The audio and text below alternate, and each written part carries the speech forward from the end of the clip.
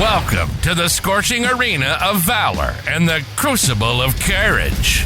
This is the Forged in the Fires podcast with Fireman Rob. Here, in the inferno of life's greatest challenges, heroes are shaped and legends are born. Every episode is a torchlight of wisdom, casting a glow on the paths walked by those who've braved the flames and emerged stronger. In this furnace of fortitude, we'll explore tales of resilience, bravery, and the unyielding human spirit. Each guest brings their own spark of insight, lighting up the darkness and guiding us through the smoke of adversity. With Fireman Rob at the helm, prepared to delve into conversations that smolder with significance and stories that kindle the soul. It's not just a podcast, it's a beacon for all who seek to rise from the ashes and glow with purpose.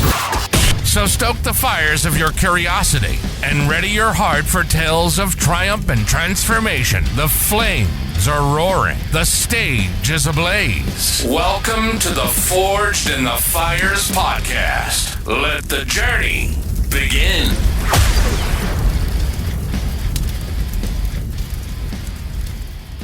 All right, welcome back to Forged in the Fires podcast. I'm your host, Fireman Rob. Today we have an amazing guest.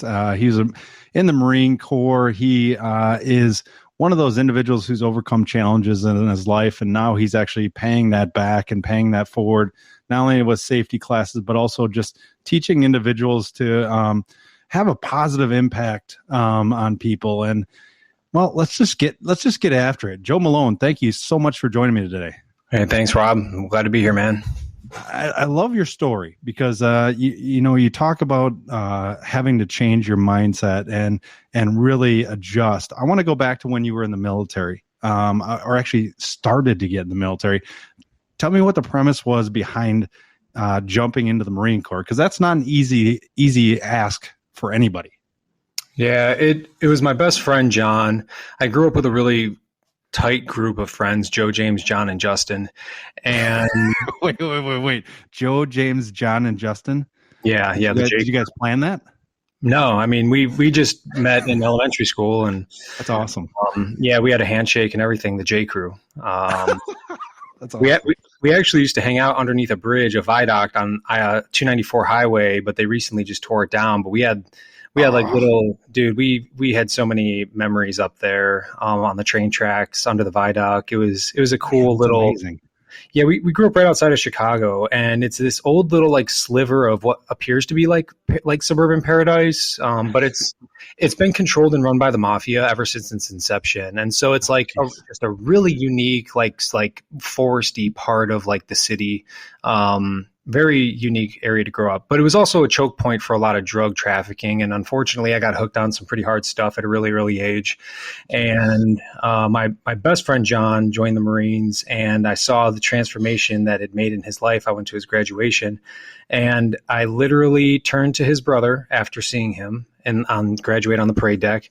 I turned to his little brother, Justin, another Justin, and I handed him I had 2 fresh packs of Camel Smokes. Yeah. And I handed them both over to him, and I was like, "Here, take these." And he was like, "Why?" And I was like, "Because I'm joining the Marines." Wow. And 1 year later to the day, I was graduating myself. So that's how I ended up going in. What was it that you saw on that parade ground that made you want to do that right then? So we were just like little punks with no direction. And it was 2005 when John graduated, 06 when I graduated. So the war, and patriotism and 9/11, all that stuff. So it was just like, I had already overdosed 3 times before I was like 19. And I knew that I was going to die. And I kind of had accepted it. I kind of probably was manifesting it even. And I just saw my best friend in the world, my brother. He just was so different. And it was crazy. And I just knew I wanted a part of that, but also that I didn't want him to go to war by himself. And nobody else from our area had joined. A couple of younger guys did eventually, kind of following in our footsteps, but yeah, that's really what it was. Just the overwhelming impact of the change that he had. Did you have any point at which you were kind of going, I don't know if this is for me? Was there any point at which during boot camp that you thought about that? Yeah, when there were 4, I don't know how explicit I can. You can go into whatever detail you want. Yeah, all right. Well, when there were 4 dicks pissing in the same urinal, I was like, what the fuck is this? Dude? Like, literally 4 dudes cramming you're getting other dudes piss all over your hands, and it was like weird, man. Like, I could say I've had another dude piss on my dick, like that. Yeah, that's weird. All right. That definitely made me second guess, like, what the fuck I was doing. But if John hadn't already gone through it, because he never told me any of those like stories, because he wanted me to deal with it, on my own. And I'm glad he didn't, because when we started talking about this stuff, like, it was freaking, nobody else knew, of course, what we were talking about. They're like, what? Right. But aside from that, I resisted joining when John was going through his process, because I knew that, if I'm a very extreme person. Everything I do is usually like, very hard. And like, I go all in. And if I was going to go in, I was like, dude, I'm going to be in the infantry. I'm going to kill people, and is what it is. I didn't end up joining the infantry. I ended up joining. I was a truck driver for the first couple years. Okay. Before I went into MARSOC, but I mean, there you go. Like, I ended up. Oh, fuck. You ended up going to MARSOC, which is not easy. So even still, but I didn't want to do that. And so it was really before, but then once I made that choice, I was all in.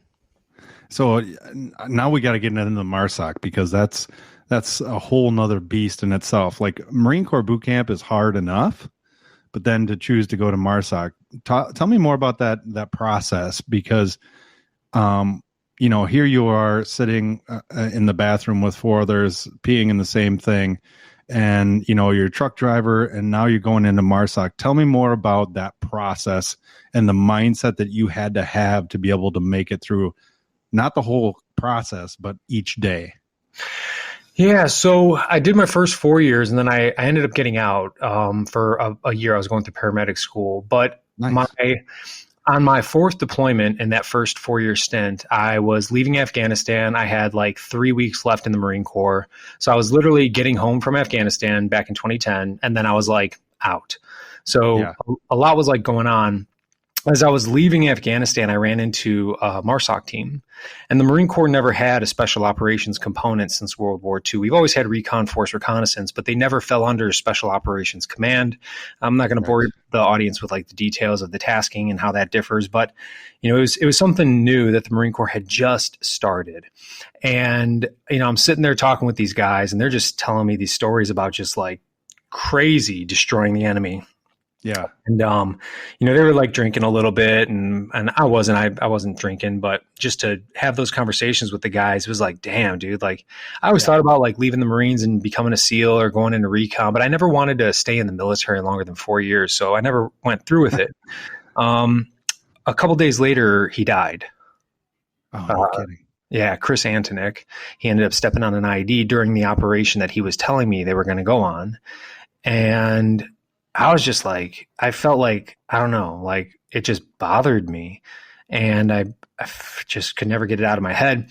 Well, ironically enough, one day I randomly checked MAR admins, which is like the administrative website of the Marine Corps. And by absolute freak chance, the Marine Corps opened up selection to everybody and anybody, specifically inactive reserve people. And I was in active reserve at the time. Okay. And I was like, well, what happens if I don't make it? And they're like, well, you just go back to being a civilian. I was living on the beach, surfing every day, going to, chose MARSOC. Dude, I know, right? Like I must be masochistic or something, man. And that did go through my head a lot. Especially during the pipeline. I was like, oh, yeah. The Green Berets, because there's so little known about MARSOC, the Green Berets was like the closest thing. And theirs is all like what's called professional courses, meaning that you don't get yelled at, but you also don't get encouraged. It's so neutral. Like you either do it or you don't do it. Yeah. Well, selection was the same. It was like, candidate, what are you doing? Or, explain yourself. It was like you never knew if you were doing good or bad. Right. And so after I got selected, I was like, okay, cool. And then when I went into ITC, at the time it was a 9-month training pipeline. I think it might be different now, but I showed up on day one. I literally just got done popping mushrooms in Boulder, Colorado on Halloween. Driving across the country from California to North Carolina, Camp Lejeune, you know, I like linked up with my buddy who's going to like CSU Boulder, like environmental sciences and shit.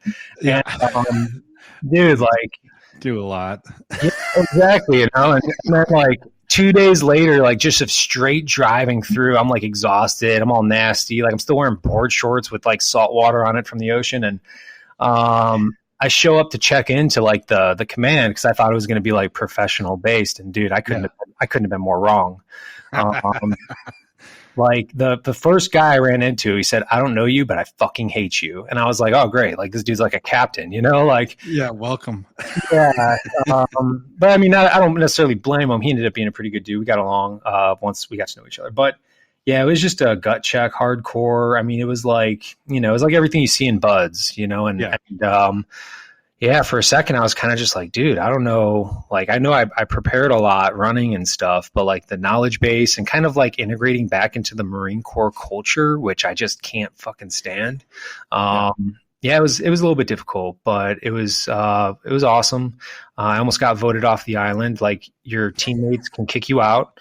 And I had such bad reviews the first like half of the phase that like they were like, dude, we're switching you to the team that like literally eats its own and you're fucking gonna get kicked out. And they just didn't like my personality is what it was, because I wasn't embedded in the Marine Corps culture anymore. I was like so out of it. I gotcha. And I mean, I performed fine, but like my attitude wasn't like kill or be killed, you know? And so when they sent me to the team that was like notorious Team 2 was like, you go to Team 2, they're just going to cheat. It was like all the big, like Dan Casaneda's 6'5", 250 fucking pounds of like 6% body fat. Like that's the tone of that team right there, you know? And I'm like, I'm not the biggest dude, especially back then. I'm like 5'11", like 180. And, you know, he told me, he's like, you're a fucking piece of shit, you know, like, I'm just going to fucking destroy you. And I was like, God damn, dude. Like, you know, I was like, fuck this. You know, they put me in this like leadership position and I just ended up crushing it, man, because I really give a shit. And, you know, I'm willing to die like for this cause. And that cause is the brotherhood, and the brotherhood are the people who are around me, who are serving to my right and my left. And that's carried over into what I even do now. But it was an interesting integration back into the military. And you know what pissed me off the most is I was the only fucking person who never got a signing bonus.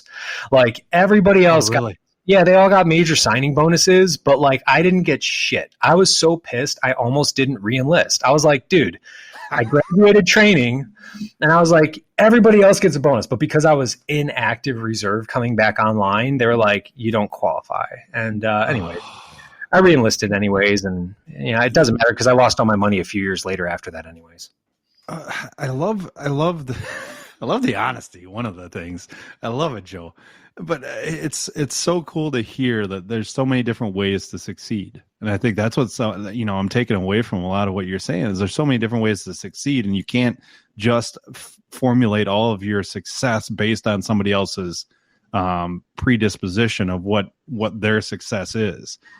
Now, when you got into, and I love what you're starting now, Southern Cross Inc. Tell me more about that. Tell me more about what you're doing now to change those mindsets, to make that positive impact. Yeah. So if any of the listeners can't already tell, there's, you know, a lot of mind shift shit. Mind shit too. Yeah, you know, like a lot of mind shifting and belief shifting and paradigm shifting within just like the couple of minutes we've been talking, right? Like you go from being a drug addict to the Marine Corps. You go from being the Marine Corps to a beach bum. You go from being a beach bum into MARSOC. And it's like my whole life has just been like this series of like, you know, shifts and beliefs and like what I could do and what I, you know, I don't like to be told I can't do something. And that includes myself. I don't like to be able to tell myself that. And so, you know, there's a lot of other things that take place in, you know, between the 13 years of, you know, where this started and where we're at now. And it really hit a breaking point when I was getting out. I had a lot of survivor's guilt. You know, I got some trouble. I got thrown off my team, and then my team died. And I literally should have been like on that fucking plane. And that, like, you know, that it still sticks with me, you know, and I'll probably always will to some degree or another.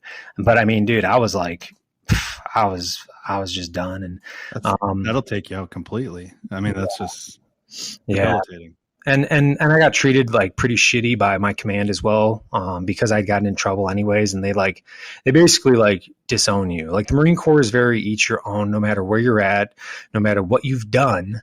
It doesn't matter. Like they will just turn their backs on you in a heartbeat if you go against like the grain.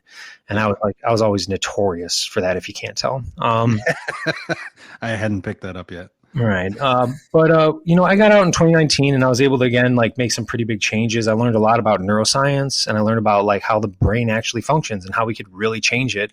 And that's when I was like, man, I've been doing this my whole life, you know, like, you know, when you look at like the science of everything, like everything is energy and energy vibrates. And then vibration has to do with how your brain functions and the things that you become aware of in your environment, why you have good days versus bad days, how habits are formed. I was like, dude, I've been doing this.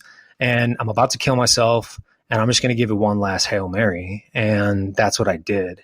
And now it's like, you know, I was just talking to my wife this morning, dude. I was literally crying this morning at like how much our lives have changed. And there's been ups and downs for sure. Yeah. And there always will be. But it's like on a trajectory that I never even imagined possible. So when I got out, I was like, what am I going to do? I want to help people. So I thought that schools would want my help teaching active shooter response. Because let me be clear, if you lock down a school and there's a shooter inside of a school, it's the single dumbest thing you could do. Like I've never met a cop, I've never met a firefighter, I've never met a parent, I've never met anybody except an egomaniacal teacher who for some reason thinks they have any right to talk about this stuff. Yeah. Tell me that, you know, like, oh, what if the shooter's in the hallway? Like, you jump out the window, asshole. Like There's different ways of looking at all of it, right? Dude, and they're like, oh, I never thought about that. Yeah, exactly. So like, shut up. Why are you even talking? But they didn't want my help, dude. 67 schools I think I talked to. None of them wanted my help. So I had to take a pivot, and 2020 breaks out. People don't know how to defend themselves. I'm in Chicago. The riots are fucking crazy. My wife and I literally hopped in a truck one day with like a shit ton of ammo and some guns and a CV scanner. And like, because we heard that like a bunch of innocent people were going to get pulled out of their homes and massacred. And I was like, fuck no, dude. Like I told my wife, I was like, if I let this happen, everything I've ever done is for nothing. And I'm like, so lost. You know, and I truly believe that. Like I will fucking die for a stranger if they are being victimized or picked on or hurt, or like, it's just not, it's not what I everything I've ever done would be nothing if I let that happen. And so that's when Southern Cross kind of got started, working with corporations, doing some seminars. I've also opened kind of more of a personal like coaching faction of a company. It's called JM Training, Joe Malone Training. Okay. And, that's where the Lethality University has come from recently. And this is like the all-encompassing, you know, one-to-one, you know, I got like my group where we talk about mindset, we talk about discipline and habits and then skill sets. So we're creating like an all-encompassing human being who's capable of, you know, accomplishing anything that they want to accomplish in this life, and they're capable of also protecting it and leading that example for their family. Oh, that's awesome. Now, what does it feel like to be able to provide that for individuals? Being that you've been through the shit, and so understanding what they need. How does that feel once that light bulb goes on with somebody like that's going through one of your courses? It's a very like wide array of emotions, because like a lot of the time I get really pissed off and frustrated at how whiny everybody is. Yeah. I have no sympathy. You know, there is no victimhood. I couldn't tell that. Yeah. Right. You know, there's just no fucking room for it, man. And it does nothing except start to tear you apart. Like kill that shit, crush it, like fuck that voice in your head. And this is how we move past it and through it. Right. And that's where we start to kick off the program. And then at other times, like when I see people like lose 60 fucking pounds. Yeah. And they're like, dude, like I'm feeling great. Like I'm crushing this. Like, yeah, it's pretty unreal. It kind of really, I don't even think has totally sunk in yet for the people who I've had those successes with, because to me, it's like, I'm just living my life. Right. It's not like even though I kind of know, it's like, yeah, like I cracked some code on some shit, but you kind of forget, just like everything else. And then you almost feel like you're like, almost like ripping people off, because it's like, I'm just telling you what I do every day. Is that crazy though? I mean, that's crazy. You find, you find something that most people, you're like, gosh, they should already have that. They should already understand this. Yeah. Why don't they? Or like, I'm telling you stuff you already know. And they're like, I don't know that. And I was like, oh, shit. Yeah. All right. Well, that's over here, But it's really cool, man. It honestly is like the coolest thing I could have never imagined myself doing. And then, like I still do like a lot of work with corporations. Like Southern Cross is really the corporate, piece of all this where, dude, I'm teaching people like how to prevent violence in the workplace. And it's not anybody who does corporate, like if you're in a corporation out there and you have an active shooter trainer come in and they just read off a bunch of statistics to you, to fire that person. Stop paying these idiots to come in and just read off a bunch of stats. Like the way you prevent violence is by understanding neuroscience and the neurobiochemical markers within the human body, the human condition are directly correlated with how you feel and your behaviors and actions. You want to know how to prevent violence in your workplace? Bring your people together in a positive, social, engaging environment where you build team exercises and leadership skills, and people will not want to kill each other because they're going to have a connection with one another, and your productivity is going to start to skyrocket too. That's amazing. I love that. I love that philosophy. Make sure you go to southerncross.company. You can find out more about that, or else you're on LinkedIn at Joseph Malone. You can find out more about him. Joseph, it's been so amazing to hear just your transformation. I'm sure a lot of people took a lot of the things that you said and can apply it to their lives, but you're not done yet. So I've got 3 questions for you. You ready for those? Yeah, let's do it. All right. If you could go back to your 18-year-old self, this will be interesting, and give yourself one piece of advice, what is that going to be? Break up with that bitch. Seriously, I mean, probably sleep with her friend again. She went freaking wild during my time in boot camp, dude. Like she banged like 9 dudes in 3 months. Oh no. Yeah, and I didn't find out about all of it at once either. It's like I kept like finding out for years later. I was like, what the fuck, man? Well, that's good advice. I like that advice. I like that. All right. The second one, if you could give people 2 habits, everybody's going through challenges and struggles. If you could give them 2 habits to incorporate into their daily life to continue to move forward and push forward in their life, what would those 2 habits be? Yeah. Now keep in mind, these are going to be very small because, you got to build momentum with this stuff. And so the first one I would say is, your wake up time. Like start setting your clock for 5 minutes earlier a week until you're waking up with at least an hour in the morning completely to yourself. I get up at 2:30 to 3 o'clock every morning, and I've been doing that for years, and it saved my life. Yeah. Then, and we just need to have that time to ourselves. And then the other is, just try to remove as much like negative talking patterns and thought patterns as you can, because words mean things and it programs your brain and it limits you. So when you say I suck at this, or I'm lazy, or I'm not good at that, you're actually truly programming yourself to suck, be lazy, and not be good at those things. Stop it, cross it out, and vocally, like literally say out loud to yourself, that's not like me to do this. Right. That's not like me to be late. That's not like me to not understand technology. That's not like me to do the X, Y, or Z. It'll sound stupid, and I don't care what anybody says. I mean, fuck, dude. Special Operations Marine with 7 deployments telling you this. Like, right. I'm not a hippie. Like, you had your surfer time, but not the whole time. Yeah, correct. And it still does resonate in me somehow, somewhere. I mean, I did just drink ayahuasca after fasting for 72 hours in the Amazon rainforest with a Kofan shaman down in freaking Colombia last week. Like that just happened. So, it's like 7 things I don't understand. Yeah.